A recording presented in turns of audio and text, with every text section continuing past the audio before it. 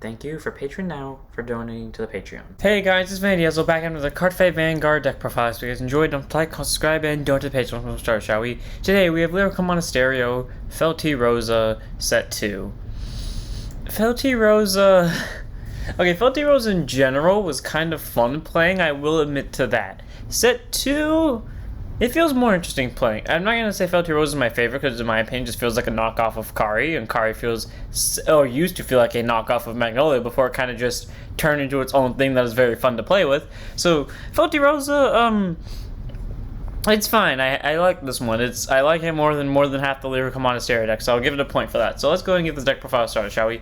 First up our start today is Admire Dear Sister Feltyrosa. Grade 0, boost 5k shield, 6k base. Automatic punishment with second draw card. Standard starter, nothing special about it. You do want to run this card though, because this deck more or less has a Soul Blast problem, and there's a way to fix it in this deck, but that involves you running the Feltyrosa ride line, specifically the Feltyrosa ride line. So if you're gonna pick ride line cards, this is probably one of the few decks where you're gonna have to be specific to the original ride line. So yeah, Feltyrosa starter.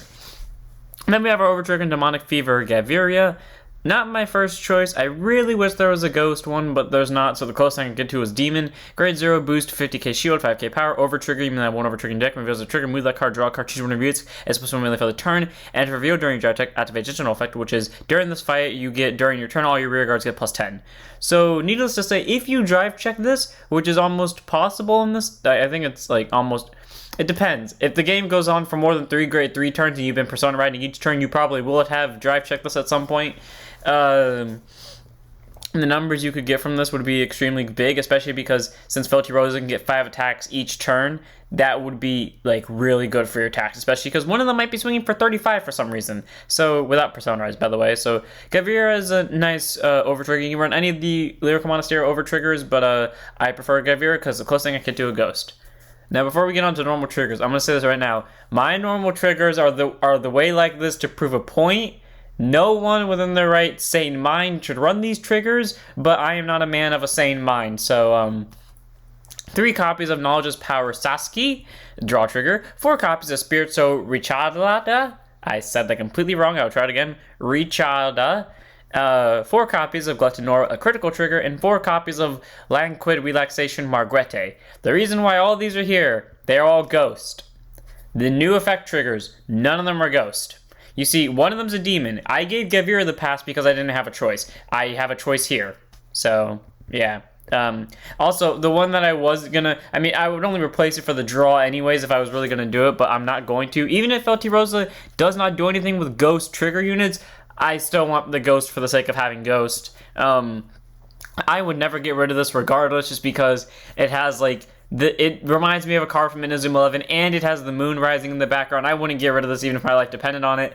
Glutton Nora, I just like the look of. She looks cute to me, and then not in a weird way. And then Marguerite, debate. I would get rid of this one, but if that would imply having a ghost unit, please, like another ghost heal, and I would replace this in an instant. But then again, the glare she's giving me makes me think that she knows this, and she's threatening me that she will kill me if I do replace her. So for all intents and purposes, I would never replace her. So yeah, that's our trigger lineup. If you are a sane person and you don't agree with this, run the effect versions of all these triggers. But I prefer it this way because fronts for numbers, because you're going to be calling during your battle phase, draws to get hand, and crits just to make the Vanguard more deadly. I would say the crits is the least used out of all of these, but the crits still helpful just to make the Vanguard more deadly. So, like I said earlier, so yeah, that's our trigger lineup. Grade 1 time. 3 copies of the thing that fixes your entire deck Soul Boss problem. Wrath's Embrace Betina. Grade 1 boost, 5k shield, 8k base. Auto rear once per turn when your other ghost unit is placed on rear guard circle in the same column as the unit. Choose a card Feltyrosa incarnate from your drop, shove it to soul. So there's our answer to the Soul Blast problem. There is a card in this deck that is Soul Blast 2. Soul Blast 2 does not sound like much, but when that's the main thing you're going to be swinging with half the time, and there's also a card that says Soul Blast 1, you're going to want ways to put stuff back into Soul. Even if this is a once per turn, if you call 2 of them to the same column, if you call 2 of them to a different column, then that's essentially 2 Feltyrosas back to Soul each turn, which is nice. You get to loop Feltyrosas back. If you're wondering why it's a once per turn, because you could effectively, if you played it right, you would basically get free soul, and you wouldn't be losing any soul to begin with. So Betina is really helpful just to get soul back and making sure that you can keep going along with your loops, because I definitely remember when I was playing old Feltyrosa, it was very difficult trying to keep up with souls sometimes, especially because my only way to get soul was to use a very specific unit that I required it to swing with. This one doesn't require a swing, it just requires me to place something in front of it, or behind it. So 3 copies of Betina, because it can be useful in getting soul back, even though it's kind of hard since it restricts to Feltyrosa. Then we have 3 copies of another another Ado in the Eternity, Irene. I'm not so sure what that word actually is. I'm just going to call it Ado because I like that word. Grade 1, boost, 5k shield, 8k base. I hate the girl in this art, but her hair makes me scared, so I will say I like her. It's like the heal trigger. I feel like it's threatening me. Auto rear, when this unit boosts a ghost normal unit rear guard. Okay, why specifically a normal unit though? Like, it sends the... I'm going to spoil its skill a bit if you can't read, but it sends it to bottom. Sending a trigger back in a deck that can't shuffle, okay, sure, but why? Why didn't it? Come on, okay, you're already cock blocking us. Why are you cock blocking us more? Anyways, it gets +2 for the battle. At the end of the battle, you may return the boost unit to bottom. So this becomes a 10k booster for the battle if it boosts a ghost normal unit, and that boosted unit goes to bottom. So basically, guaranteeing yourself an open row rearguard circle where you can call and spam another attacks with Feltyrosa with. Well, that is good. It feels not fitting on a double rare. Like, it's only 2k. And you're sending something to the bottom. Like, now, I love 10k boost as much as the next guy, because for a lot of decks, that can make the difference. For this one, to, like, make the difference. Like, its skill is good, but I wish it was just more power, like 5k. Like, 5k plus, because here's the thing. This is staying rest. There are no such things as stand triggers. I mean, I do remember there was a card that can stand columns, but... technically stand columns, but, Irene, like, on her own, she's fine. Like, I guess I can understand why she's a double, but I think her skill could have been slightly better for me to accept her as a double. But I still give her a 3 of though, because she's really good. A 10k booster, still a 10k booster. It does it for free, and it sends something to bottom. So, gets multi-attack. All around, this thing's really good. So 3 of, regardless of what I think. 4 copies of the thing that breaks this deck inevitably. Join Grasp Emesta. Grade 1, boost, 5k shield, 8k base. Auto, back row rearguard circle. When your other ghost unit is placed on rearguard circle during your battle phase, stand this unit. Now I want to let this be clear. It just says stand it, and it doesn't say from where the unit is placed. So 1, you could just play it with Kari, play it from the hand, and bing bang boom, you gotta restand out of it. Like, that's why this thing became really good with Kari. I hated it in Kari simply because, like, I don't know why, I felt weird combining the two together, so it just felt weird and awkward. But then also, combine this with Feltyrosa, yeah, the big problem with Feltyrosa is that you kind of have to lose boosters, especially with this one. Yeah, this basically means you don't lose boosters, which means your attacks are going to be the same regardless. So Emesta's all around really good. It can get you restand. It gets you restands, which makes your numbers better, and it just makes so you're not wasting boosts, so 4 copies. And then we have 4 copies of our PG Musical Committee Nicolene. I swear to God I could not find a Ghost PG.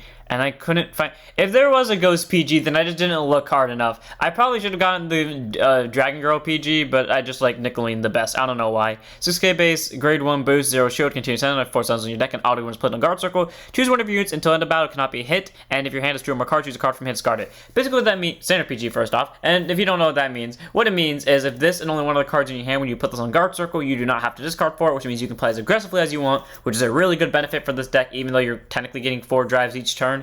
Technically, and most likely, because there are chances where you won't get 4 drives, but in that scenario you are getting 2 triggers, so take that as you will. But yeah, Nicolene kind of just acts as your perfect guard when you need it to, and it can help you even in the worst situations where you have low hand cards, because you may or may not have been playing overly aggressive, because you may or may not have called a PG in the early game just to prove a point that you are not a coward, and you may or may not be losing the game because of that decision, but we cannot prove that, so 4 copies of Nicolene.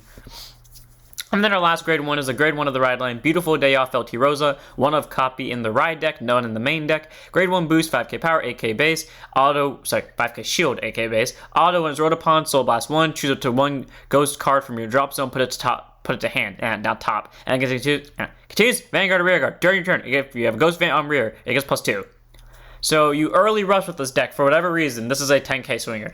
Really nice. One of the first grade 1s, or one of the very few grade 1s I can remember that actually has a Vanguard skill that is useful and that is not an on place or an on rode upon. It still has it on Road Upon, which is good. You Soul Blast. Cool. Feltyrosa fodder in drop zone. Now all you need to do is get this thing on the board, and then for the rest of the game, you essentially have an infinite soul loop, and you can bounce a ghost unit back to hand. If you don't know what that means, discard a ghost for one of your ride line digits, either for this one of your grade 2 ride, or the one for your grade 1 ride to ride this, and then you Soul Blast, and then you bounce that ghost back to hand. Basically, you got a ride line discard for free. One of Feltyrosa in the main deck, in the ride deck, you could run in the main deck if you really wanted to, and I would actually run in the main deck, except it is a vampire, not a ghost, which means you can't use it in the main deck, which fucking sucks. But also, I just like her. Like, I don't know why. This is the ride line that if I were to, quote-unquote, simp over, it would definitely be this one. Like, not even gonna debate about it. It would be in a heartbeat I would simp over this for, and I can think of a few reasons. Specifically this one, though. But, yeah, Feltyrosa is still a good card. Grade 2 time. 2 copies of Hair-braiding Aspiration Heilwig. Grade 2, intercept 5k, shield 10k base, auto was placed on rearguard circle during battle phase, shove to soul, draw a card. Here's the thing with Feltyrosa. It requires you to have open rearguard circles in the front row. Sometimes, when you drive check certain ghost cards, there are going to be cards you don't want to call for her ability to go off. This is one of them. You do not want to see this go off. But, here's the thing. If you have to call it, you get a soul in a deck that has a small soul problem, and you get a draw. So, when worse comes to worse, you're getting an extra hand card and an extra soul. So, 2 copies of Heilwig. It's not something you want to see, but it is something you will not mind seeing. So, 2 copies. 4 copies of the thing that, can be abused the shit out of if you play it right. Spinning, stacking, Canon, Dietlinde. Grade 2, intercept 5k shield, 10k base. Auto one's placed on rearguard circle. If you have a Rondo of Eventide mood Feltyrosa on your vanguard circle, Soul Blast 1, choose a ghost normal unit from your drop zone other than spinning, stacking, Canon, Dietlinde over here from your drop and call it an open rearguard circle. And auto rear at the end of the battle they attack, put this unit on the bottom of the deck. It must be put on the bottom. It is a mandatory effect. Regardless of what it swings into, it is going to bottom at the end of this battle. Now, the thing I find most interesting here is that the first ability is just literally a free call of any ghost normal unit in your drop zone, except for the cost of a Soul Blast. But the other funny thing is about this too. They had to restrict this to open rearguard circle. You want to know why?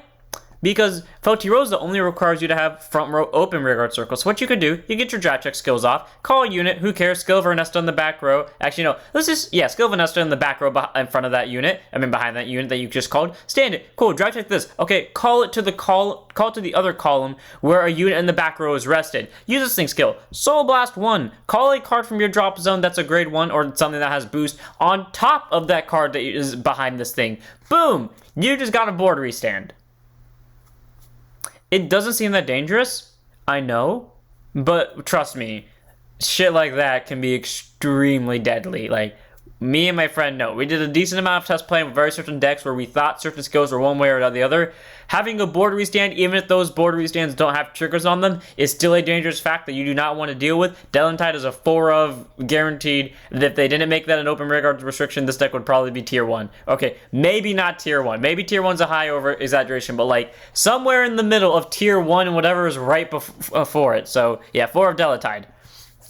Then we have 4 copies of the thing that is literally responsible for your soul problem. I mean, this too, but this is the main reason. Dedicated Serenade Eleonore. Grade 2, intercept, 5k shield, 10k base. Auto rear, when it swings into anything. Soul Blast 2, gets plus 15 for battle. If you do at the end of the battle, put it to top. So here's the thing. This guarantees that your drive check, you're going to see a ghost, which means you can use Feltyrosa with it. And it gets you an open rearguard circle, which means you can use Feltyrosa with it. And the other thing, it is a 25k swing into anything it goes into as long as you Soul Blast 2. Yeah, if you can't tell, this is the reason why people have Soul Blast problem with Feltyrosa. Because it is literally just Soul Blast 2, get plus 15. Swing for 25. Boost with an Emesta, 33. Yeah, you see the problem now? You see why this is Soul Blast 2 and why this deck has a Soul Blast problem? Yeah, Eleonore is amazing. 4 of. You see, the thing is, I always remember how Zorga got, or technically not Zorga, but just a Stoicheia got a card called Ghost Bulk, which is so amazingly good, and if they gave it to Lyrical Monasterio, that thing would hands down be the double rare or triple rare for this set, except the main problem with that card is, I think it would arguably break Feltyrosa, because Feltyrosa would no longer need this besides for that 15k swing, and there are cards that can do it for slightly worse, but for easier cost management for Eleanore. So unfortunately, Eleonore kind of gets the short end of the stick here if we were to actually get that order in this deck, but I guess Bushy loved this card too much to part with it. But I also agree with that too because it has the moon in the background and beautiful clouds, so I'll give it a 4 because that 25k swing is really nice regardless if it's boosted or not, and regardless of what it's swinging into, and the fact that it opens up a form rearguard circle at the top and puts stuff on the top of the deck, so you get an extra call guaranteed. So overall, Eleonore is something to be appreciated even if you don't think it's useful, so 4 of. And then our last grade 2 is the grade 2 of the ride line, 1 copy in the ride deck of Talent of Enjoyment Feltyrosa. Grade 2 enters a 5k shield, 10k base. Auto when root upon, reveal a ghost normal unit from your hand, put it at the top of your deck, and choose a ghost from your drop zone, add it to hand. And then continues Vanguard or Rearguard during your turn. If you have 3 or more of the ghost on Rearguard circle, it gets +5. So easy Vanguard skill if you really rush, if you're gonna rush early in the early game, but also really nice on ride upon skill because just like the grade 1 of the ride line, it basically means your ride deck is for free. But this actually goes normally at the top of your deck, which means you are guaranteed to get an extra call of Feltyrosa if you can open up a from a rearguard circle, which means you guaranteedly will get at least a 4th attack this turn. So the grade 2 of the ride line is really helpful. The only time this doesn't go off is if you break, technically speaking, and you draw a fuck ton of triggers. But even then, the fuck ton of triggers will act as guarding fodder. So either way, Feltyrosa is really nice.